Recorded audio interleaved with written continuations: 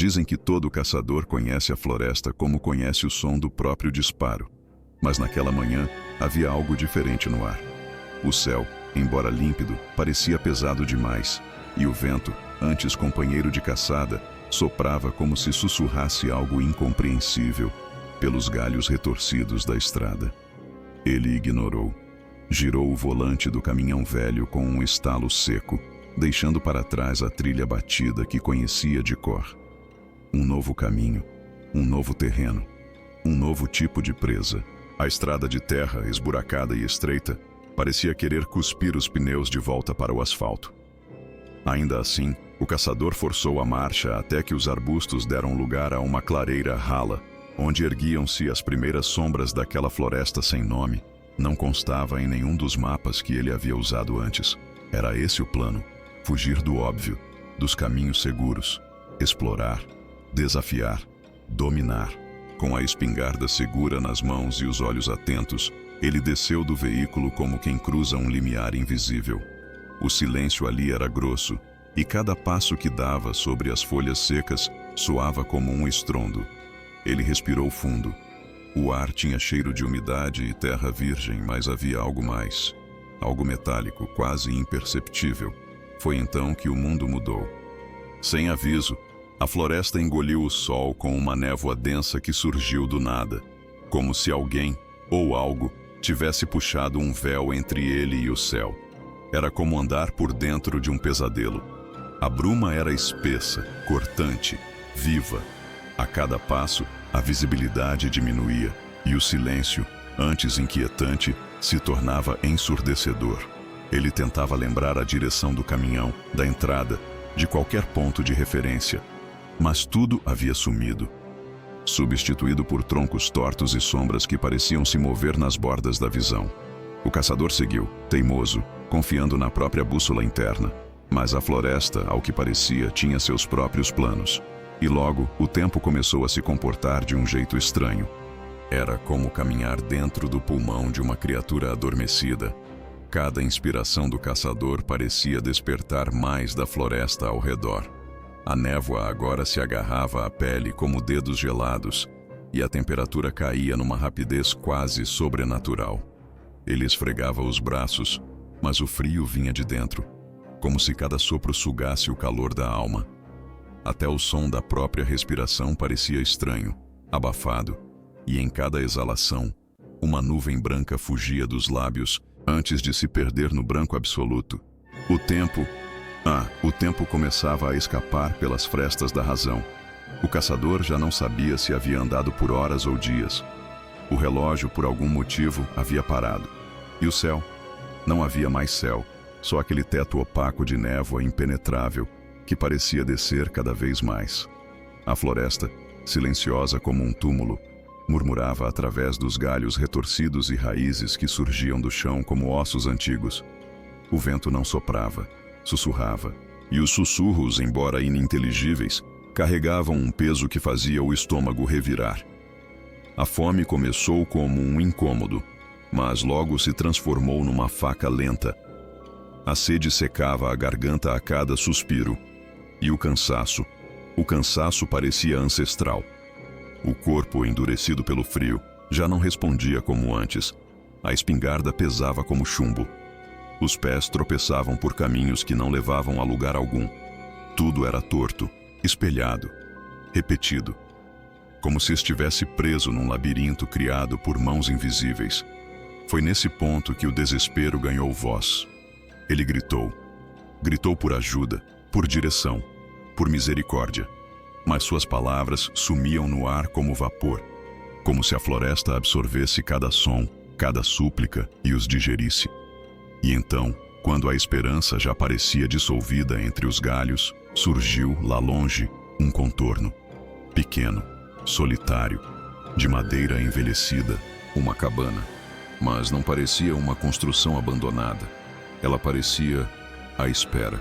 Ela estava lá, encravada entre as árvores como um tumor de madeira velha, com tábuas ressecadas e o telhado pendendo como se cansado de existir. O caçador cambaleou até ela, os passos agora descompassados, arrastados, como se algo no solo o puxasse para baixo.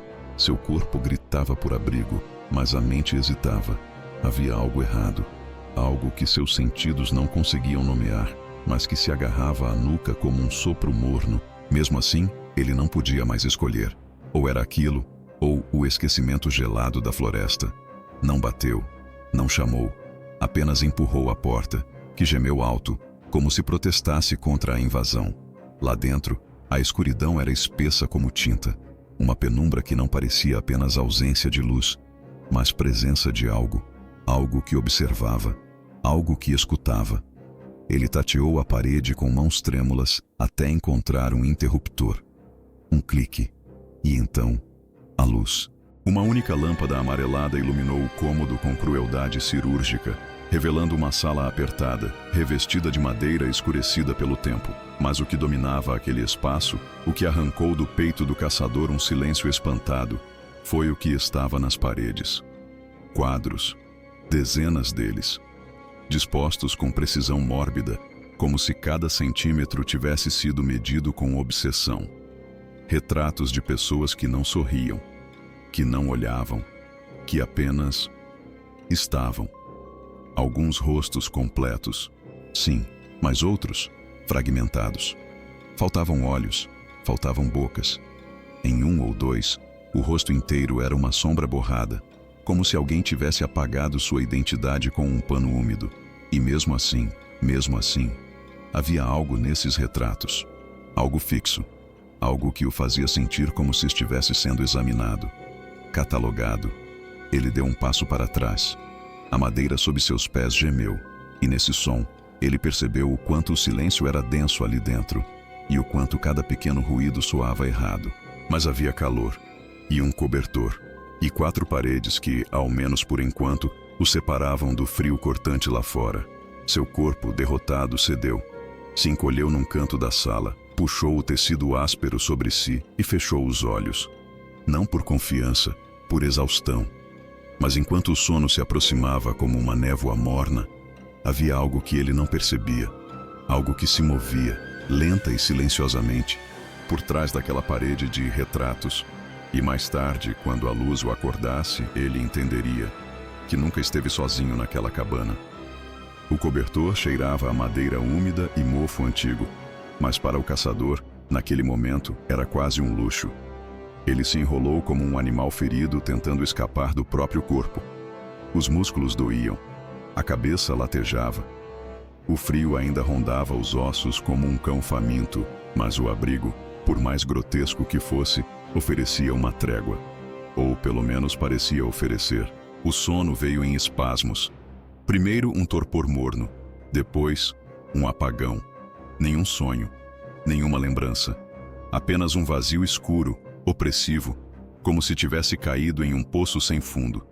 Mas o problema dos vazios é que eles não permanecem vazios por muito tempo. Horas ou minutos. Depois, ele foi arrancado de volta à consciência. Havia uma luz, forte, artificial, sufocante. Como se o próprio teto da cabana tivesse decidido acender o inferno sobre sua cabeça. A claridade vinha direto em seus olhos, feroz e invasiva, como um interrogatório sem palavras. Ele piscou, tentando entender onde estava. O cobertor escorregou de seus ombros. A sala ainda era a mesma, mas algo estava diferente. Ele sentia isso antes de ver. Quando finalmente olhou à frente, seus olhos encontraram os quadros, os tais retratos. E por um momento, tudo congelou. O ar ficou denso, a garganta seca, o estômago, uma pedra, porque eles não eram quadros. Não. Aquele olhar fixo, a textura da pele, o brilho apagado nos olhos de alguns, aquilo era real. Aquilo era vivo. Ou pelo menos, já tinha sido. Eles o encaravam, não com tinta, mas com a memória do que um dia foram. Não pendurados, instalados. Como se a parede inteira fosse um organismo, e aquelas molduras fossem apenas janelas abertas para partes de um segredo que não deveria ser visto. A espingarda. Onde estava a espingarda? Ele a havia deixado ao lado, mas agora... Seu coração disparou. Não pela revelação, mas por algo pior. Um som, vindo de trás da parede. Algo se mexendo. rasgando o silêncio com o arrastar lento de algo que não tinha pressa. Algo que sabia exatamente onde ele estava. E então ele percebeu. A cabana não era um abrigo, era um palco, e ele talvez não fosse o único a se apresentar. O som atrás da parede cessou, não como algo que se esconde, mas como algo que chegou. O silêncio que veio depois era diferente, cheio, prestes a estourar. O caçador se ergueu devagar, o cobertor ainda preso em sua mão trêmula. E foi então, ao levantar o tecido, que notou. Ele não era feito de lã. Era um pedaço de cortina, da mesma que pendia das molduras ao seu redor. Não eram molduras, eram janelas. Cada uma delas com uma visão direta de uma sala como aquela, com um visitante como ele, ou o que restou deles. Roupas espalhadas, manchas escuras no chão, um braço em meio ao pó, como se pedisse por socorro que nunca veio.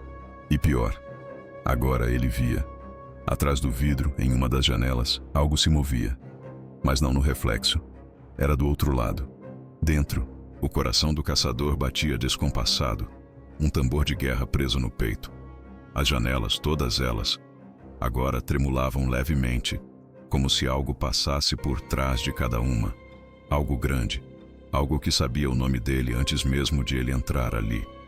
E então, a lâmpada piscou. Uma vez, duas, e na terceira apagou. A escuridão caiu como um manto grosso e o som voltou. Não era mais o arrastar, era o som de trincar madeira, de dobradiças gritando, de uma parede inteira se abrindo como uma boca faminta. O caçador tentou correr, mas os pés não obedeciam, como se o chão estivesse colando sua alma ali. As janelas agora mostravam apenas preto, um breu que se aproximava, crescendo, se curvando, invadindo.